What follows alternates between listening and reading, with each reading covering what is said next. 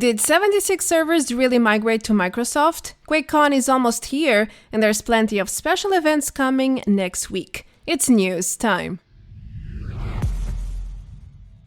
Hello everyone, welcome back to another Fallout 76 video. In this one I'm going to follow up on the latest events regarding the disastrous maintenance on August 9 and the rumors that 76 servers are no longer being hosted by Amazon.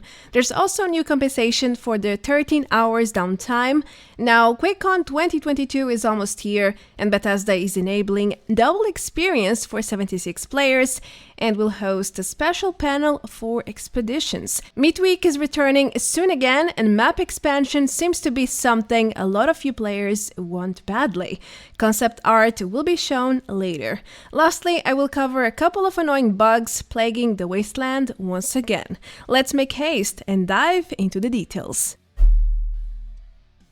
I want to start with the recent maintenance gone wrong on August 9, this past Tuesday. Now, if you are not familiar with what happened, I recommend you watching the first segment of my last news, where I explain everything in detail, at least through official channels. Basically, the TLDR is that something really wrong happened during a backend maintenance, which was supposed to last only a few hours, but ended up lasting 13 instead.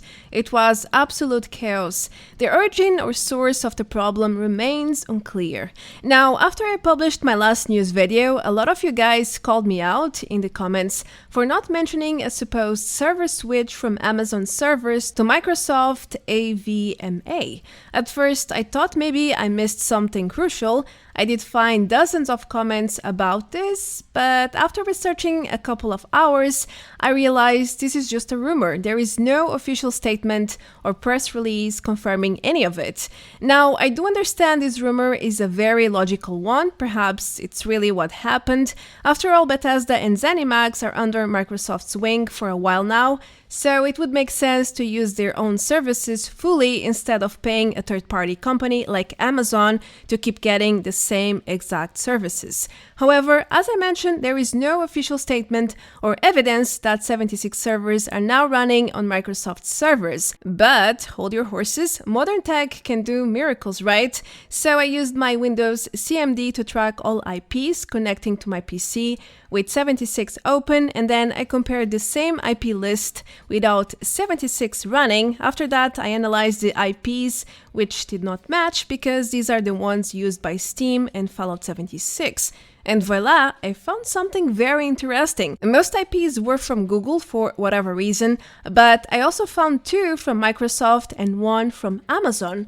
I know this is not 100% proof of the rumor, but it's something. If any tech gurus have further evidence, please do let me know in the comments or join my Discord to share it directly with me.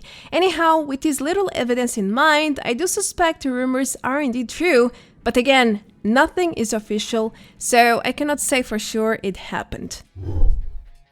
Alright, following the latest maintenance events, Bethesda took the Expedition's public test servers down on August 9 so they could test the new fix to bring the live service back online. Ever since the PTS has been down and it's not known when will it be back online exactly. Yesterday, August 11, the community manager Volseek said they are planning to bring it online at the end of the week, which would be today, Friday, August 12. But meanwhile, Volseek already said that things didn't go as planned and they are postponing the return of the PTS for next week together with a patch. So we will have to wait and see for more details about when the PTS will reopen. Keep in mind that QuakeCon is happening next week, so I'm not so sure they will manage to fix whatever is wrong there, bring a patch and everything together. Let's hope they will, but I'm not so confident it will happen.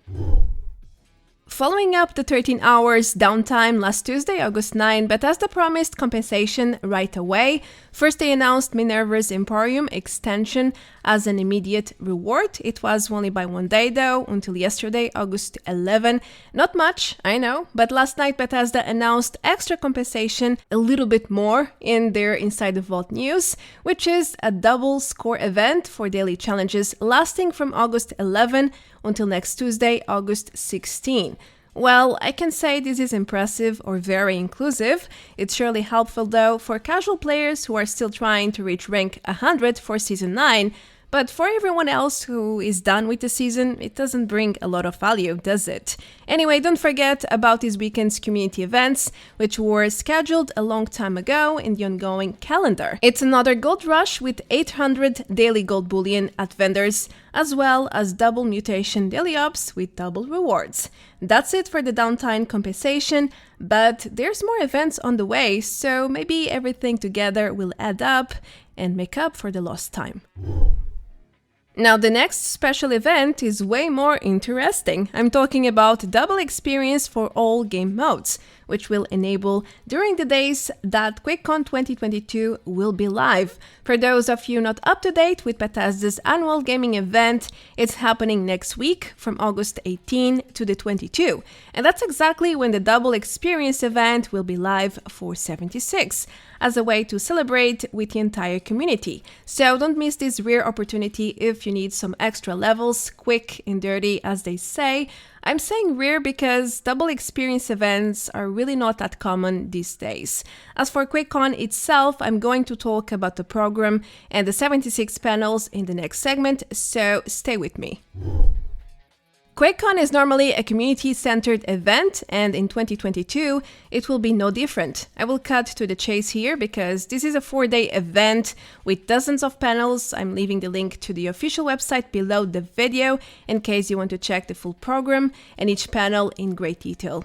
Anyway, if you were expecting some unexpected surprises, like a Starfield tease or any news regarding the Elder Scrolls 6 or any new games, I don't think it's going to happen though, since like 80% of the panels are about the Elder Scrolls, like the franchise, and the Fallout as well. There's also a scheduled Pro League Doom tournament and community challenges as per usual.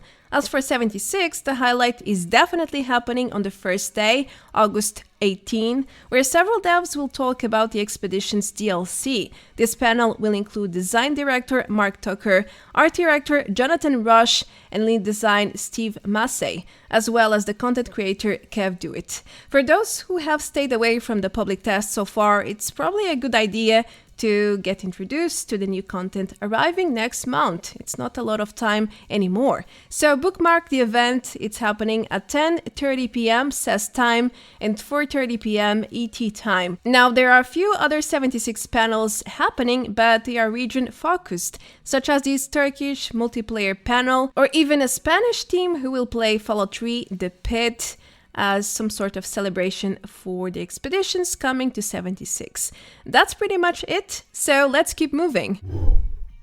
Next week, things will spice up with lots of events. Besides the already announced ones, Bethesda is also enabling 15 days of Meat Week as scheduled in the ongoing calendar. That's right. Now, if you still remember, the last edition of Meat Week back in April 2022 didn't go so well. The rewards pool broke and Bethesda decided to end up the event, cancelling it a few days in. However, with the latest patch 37, Bethesda claims to have fixed the problem, but we can only find out if it's true or how effective it is when the event is really live. Anyway, Meat Week returns next Tuesday, August 16, and it will be live until the end of the month, August 30. If nothing goes wrong, of course. As for the rewards, well, I don't have great news here because according to the data miners Gilpo and Maddock Roth, there's nothing new to farm for. The rewards pool remained the exact same as in 2021, so feel free to use the existing community event cheat for more details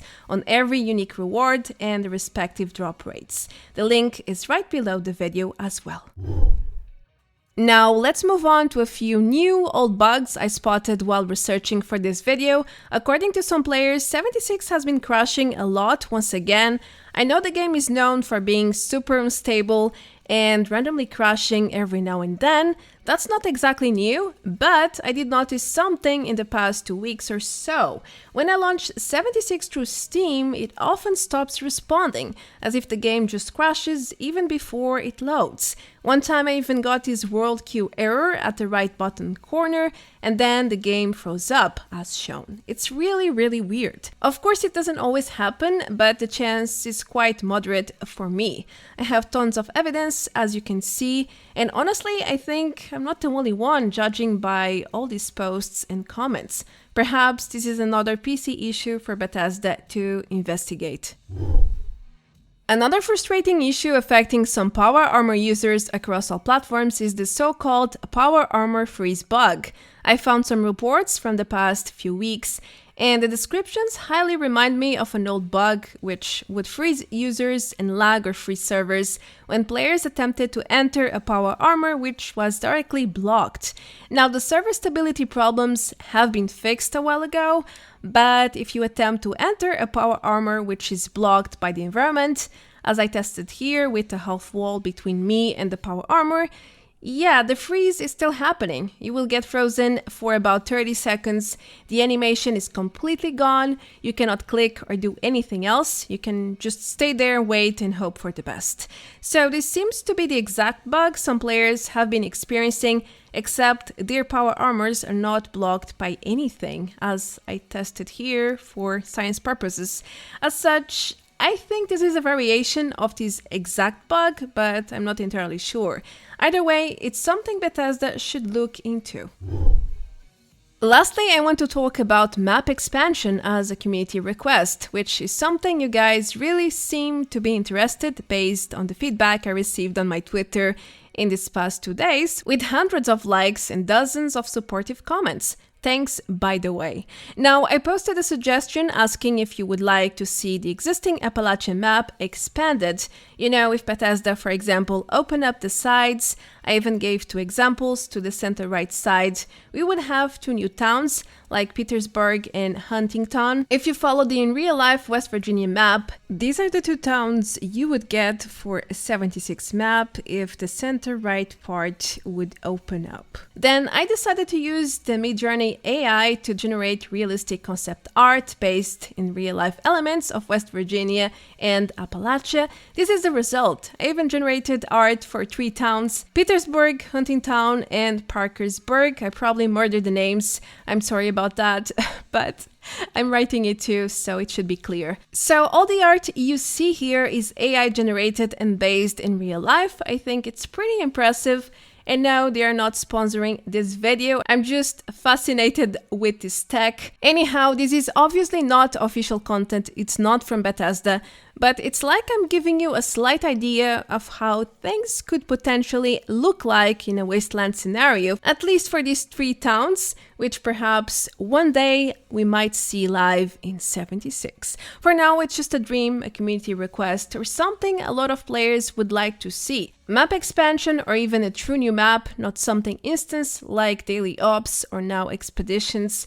That's what people seem to want. I was really surprised with the huge feedback I received. So hopefully in 2023, Bethesda will listen to this and deliver such content. For now, I will leave you with such beautiful concept art. Let's go to the outro. Let's wrap things up, but not before the random bug of this video, which is this naughty queen jumping over all of us just to end up on top of this fence. Okay then. Utterly bugged and deemed for mercy. I mean, she was a sitting duck at this point, so we just took her down. It reminds me when the queen would get stuck on top of the overgrown sundew grove trees, and servers would even crash sometimes. At least now that doesn't happen anymore, but still, bosses getting stuck like this, it's no bueno. No bueno at all. Anyway, that's everything I have for you. There's plenty of events coming this next week, so if anything is of your interest, don't forget to bookmark your calendar. I am Marta Branco, thanks for watching. A huge shout out to all my dear supporters. Feel free to leave a like, comment below, and subscribe to help the channel. As for me, I will catch you all later. Until the next time, take care. Adios. Bye bye.